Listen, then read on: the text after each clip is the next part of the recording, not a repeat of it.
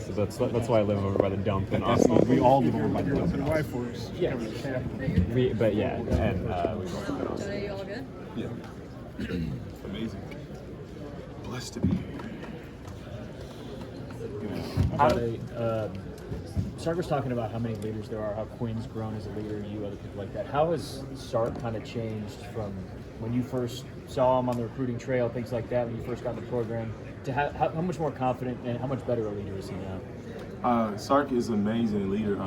For him opening up to us during our Culture Win Days talks and being able to open up to us and tell us about all the adversity and challenges and things he went through as a man, honestly, it was like one of the biggest things and a plus for me. Because if you're able to do that, that means I'm able to do that with you, and it's a two-way street. You know, I can connect with you on a whole nother standpoint, the same standpoint. And me and Sark have an amazing bond.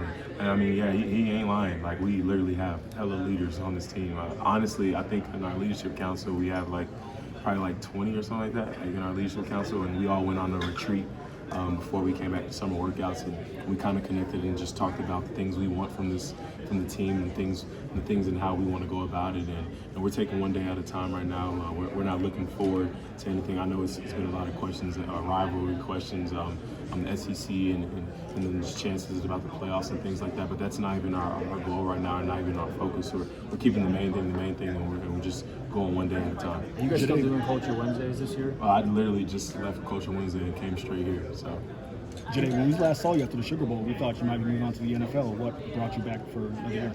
yeah, I had a lot of decisions to make and things like that. To kind of shorten that answer, any decision I would have made, it would have been the right choice. But me staying, and I decided to stay, it was the right choice, and I'm where my feet's at, and I'm ready to get it rolling. Was there any part of that decision that you just want to see kind of play a different position, play outside corner, play a little more safety, or kind of what went that decision as far as just your overall style? Nah, I mean, none of that really matters. I mean, at the end of the day, I just want to be able to ball and have the opportunity to ball and to benefit my team in any way as possible. So, I mean, right now is, sky's the limit. I'm gonna go as far as NASA, because that's how far I'm gonna run my bag up. So I'm gonna just go. I'm going to the moon and top. How does this transfers at wide receiver has impressed you the most so far? I mean, honestly, all of them. They all have different abilities. They literally have different abilities, and that's good for a team like us to see those different abilities as a defense. That's good for me to go against all those different type of body types and movements and quickness and speed, because when I get to the game, I've seen it all. So, but I love Matt. I love the way he brings to us. He's a phenomenal special team player too as well, and kick return and punt return and things like that. I went up against Barron at Bama. That's a heck of a player right there. And then Jahdae, he's grown in a whole new form for himself. And then DeAndre, he's growing too. And then we have the other type of body type, Wingo and things like that. So all these new guys and his size with his speed, he's very electric. That's a very electric small player right there. But yeah, he's electric to the max. You mentioned Ryan Wingo. Luther Burden yesterday actually talked about him for a little bit, and he said that he thought Ryan Wingo would be first team All-SEC by the time he was done in Texas. Is that something you can see happening? Most definitely.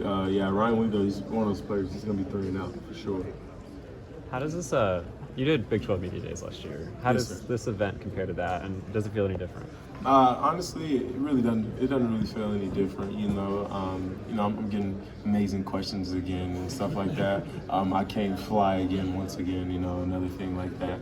And I came with the guys and the family. So no, it's the same atmosphere. It's just a different conference. And we're respecting this conference and we're loving this conference. And I appreciate this conference for having me today. And I appreciate you guys for meeting with me today on the standpoint right now. So I talked about 3 years ago, the SEC Media Days news broke. OU and Texas were coming into the SEC. It was going to be a little while, and then a couple months later, you guys were ranked. You went to. I'm from Arkansas, so I'm asking. Okay. You guys went to Fayetteville. Things didn't go well. Uh-huh. Sark said 5-7 sucks. Mm-hmm. What do you remember about that game in Fayetteville? And obviously, you guys are a lot better now. What do you remember about that game? Maybe what you guys learned, and then what were the keys to going from that game to playoffs last year and high expectations this year? Yeah, to shorten that answer, honestly, everything we went through then, that season, and everything we went through last year, and then what we're going through now, honestly, the big trajectory and the big thing right now that we keep focusing and what we hit on is culture. culture changes all that. There's talent around the country, every single place, no doubt. We have talent, no doubt, but talent's not gonna get us to where we want. It's culture. It's just that brotherhood that we have, the connection that we have with the coaches and the players and one another that we have. Because if you have that bond off the field, no doubt you'll have that bond on the field. And you guys are going back to Fayetteville. Is there something about that night that stands out? And like I said, you guys have obviously improved a lot since then. I mean, honestly, I'll tell you about that day. I ain't gonna lie, I love that stadium. That stadium was it was electric. I love the rowdy fans up there. It was pretty cool experience. Jahdae, Coach Sarkisian talked about obsession. He talked about his obsession in the spring. Now he says that the team has an obsession. Mm-hmm. Can you share what does that look like exactly inside the locker room Yeah. to have the players obsessed? What does define that? Just being obsessed with everything, just being there, just being where your feet is, coming to workouts with the attitude like if workouts was a game, like, coming with that mindset like, okay, cool, if Coach Torrey Beckton wants to give us another rep, we want another rep, then let's attack the next rep. So just having that mindset on everything you do, and how you do anything is how you do everything, and that's what Coach Shark tells us, and he harps on and he preaches on. So just being where your feet is at and attacking one day at a time. Jahdae, you grew up in Austin, and you're now there. What's it like playing with him, kind of being reunited with the local? Oh, that's amazing. I've been had questions all the time about Andrew Makuba, but every time they ask me about Andrew Makuba, I also talk about Tab, because we all grew up together. We all been training together for like 8 years, and I've seen Andrew grow as a man, and I've seen Tab grow as a man, and then they seen me grow as a man, and we've helped each other along the way and helped each other become better players and things like that. But Andrew, that's a heck of a player right there. He was on the game the other day, and I wasn't doing anything, and we trained with Bernard Blake band performance in Austin. But just being able to have that connection with him, we went to go work out 10 at night on a Saturday and stuff like that before we went to dinner together. So just him having that mindset, and we're trying to be better than one another on the standpoint as teammates, but we're trying to compete with each other, and we argue and and stuff like that, and joke about who's going to make more plays and things like that. But that's just the brotherhood we have and the mindset, and he's up for it, and he's up for the challenge, and I'm welcome that he's back home. So Jahdae, what is Coach talent on defense this year? How do you plan to step in and be a leader on defense this year and prepare for SEC offenses? Mm-hmm. At the end of the day, we trust Coach PK's plan. So the planning, we're gonna leave it up to Coach PK. The plan, I'm gonna leave it up to Coach PK, and we're gonna trust his plan. And they always come up with amazing things and to put me in position to make plays and put everybody else in position to make plays. But at the end of the day, we've lost a lot of talent, but we've gained so much talent, and that's one thing that we harp on here at Texas. Coach Sark, he knows how to bring in talent, and also he knows how to produce it, and he produced myself as a man off the field and on the field. So we're not worried as a talent standpoint. At the end of the day, it kind of takes you back on the culture and what brotherhood we're going to have and be able to go to war with one another. Jahdae, how much excitement is there to bring back this rivalry game with Texas A&M? I hit on it with Blake. I talked to Coach Blake Gideon about it. So the last time they played was when he was there, actually. He just told me it's going to be a great experience, and just don't take any of this for granted.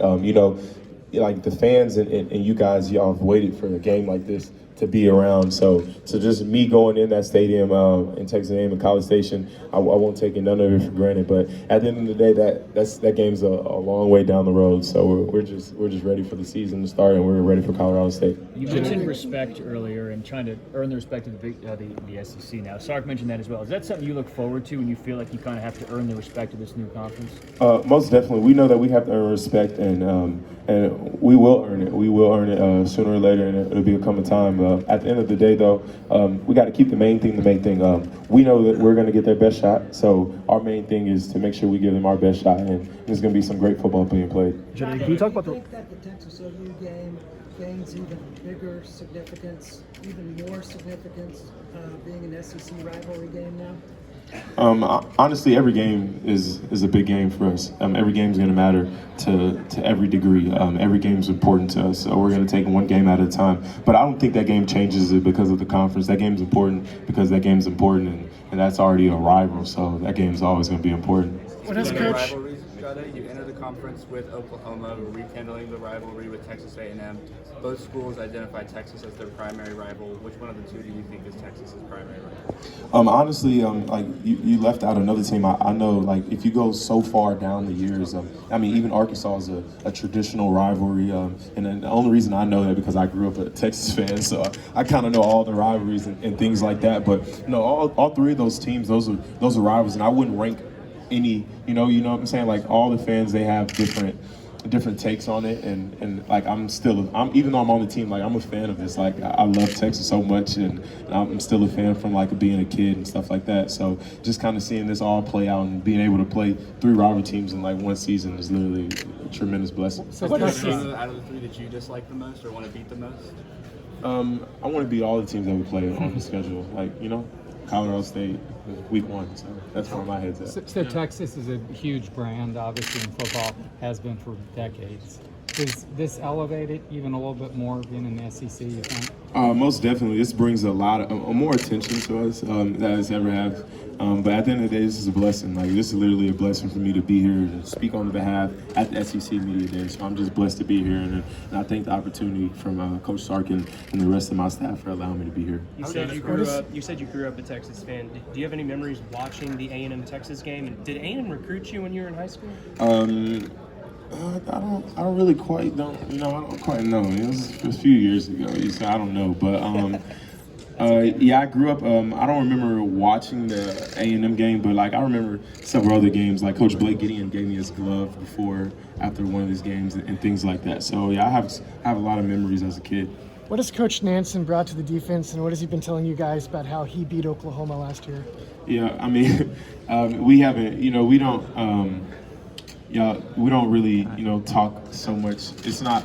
We always worried about every single game, And I know y'all love the rivalries and things like that. We love the rivalries too. Don't get me wrong. But every single game is important to us. But that's a tremendous coach right there. I've spoken to him and things like that, and me being in the apex and stuff like that, he's going to help me with lane reads and then run reads and be able to count the 2 eyes and 3 eyes and stuff like that, and all the techniques of the linemen and the stunts and just seeing the stunts and knowing how to play the run game. So he's a big tremendous help for me and a big tremendous help for the team. Has he mentioned how that helped them against Oklahoma, or is he like, hey guys, this is what we used, or things like that, or has it been, just the same Texas defense? No, he's an amazing coach. He's going to help us with every team along the line. So. How would you describe Jaron Thompson as a player and as a teammate? What do you think Auburn is getting him? I call Jaron. Actually, he calls me. He checks on me. I love checking on Jaron. Jaron is a brother. Forever be my brother. I went through a lot of adversity with him and a lot of challenges. But sky's the limit for him. I told him I'll bet all money on him. I can't wait to see what he does and what he produces and helps Auburn as an organization. What's the story on his shoes? The story on the shoes, I got them yesterday. I be on the fly with it. I try to match the Rolex and stuff like that. I was gonna go all gray, but I didn't want to blend in the grays and kind of mess up the gray. So I'm like, let me just go gray and white. And then I got these Marnies on deck with me. They're not Crocs, they're Marnies. They're Marnies, Crocs, Marnies. They're Marnies. What have you seen from Jaden Blue and CJ Baxter so far? Two kids being willing to learn, and they were behind a great running back, Jonathan Brooks, and it kind of hits you back on what I said about culture. Just being able to watch him and not having the spotlight for a chance, but Blue always having that mindset. When I do get in, I'm a be ready, and sky's the limit for him. But having that mindset to always encourage, and he always encouraged Brooks and Cedric along the way. But Cedric and Blue, them learning, and a big shout out again for Sark for hiring Coach Choice. Coach Choice, he's made me a better man. Honestly, I've went to Coach Choice's room literally probably five times to talk to him, just generally, not even about football, just about life, and he's helped me. So if he could do that for me, I don't even know what he could do for them. They're in their room every day, so the sky's the limit for both of them. Do you agree with Sark that this is probably the deepest and potentially the best Texas team you've been a part of? Most definitely. At the end of the day, it really takes you back, because every year with Sark, we had talent.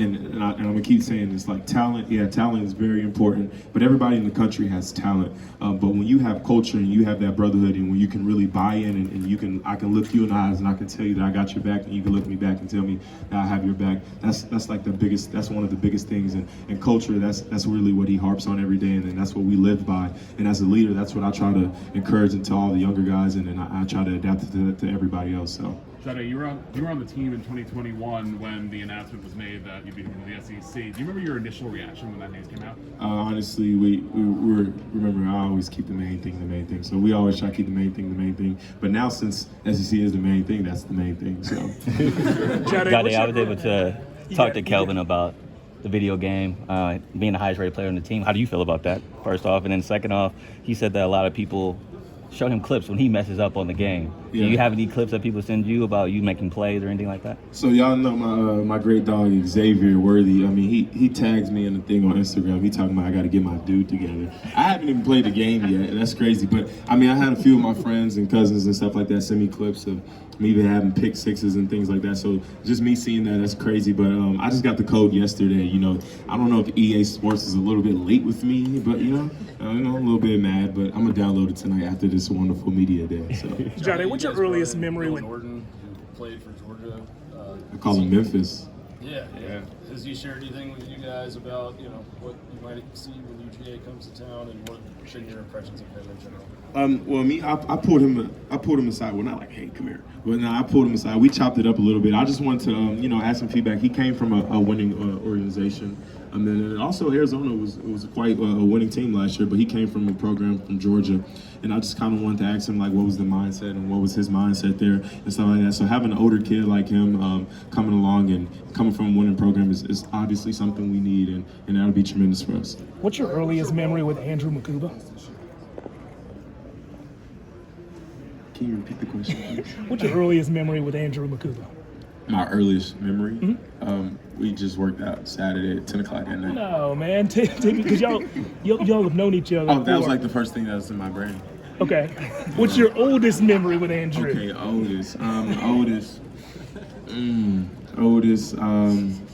would say in high school, he called my phone. He tried getting me to go to OBJ with him. Yeah, that's probably, I don't know. Y'all talk a lot during the recruiting process? That's my dog. I be chilling with Andrew all the time. That's my dog. And how do you feel like you guys? Okay. And how do you feel like you guys are just handling the pressure of going to the SEC? And are y'all ready to handle that hostility as well? We're loving it. One thing, you have to embrace it. We have to embrace this environment, and at the end of the day, we have to be blessed. We can't take none of this for granted. This is literally an amazing opportunity for me to be here today. It's going to be an amazing opportunity for us and the team to take on these new teams and this new conference. But at the end of the day, like I said, we're going to get people's best shots, so we got to make sure we give them our best shot. But we're most definitely looking forward to the challenge, and we're ready. All right, thank y'all. Okay. Thank you. Thanks, Jahdae. Thank you. Thank you. Man, I try. Everything I do, I try to look cool like this. You see what I'm saying? Like, I gotta get it. Appreciate you.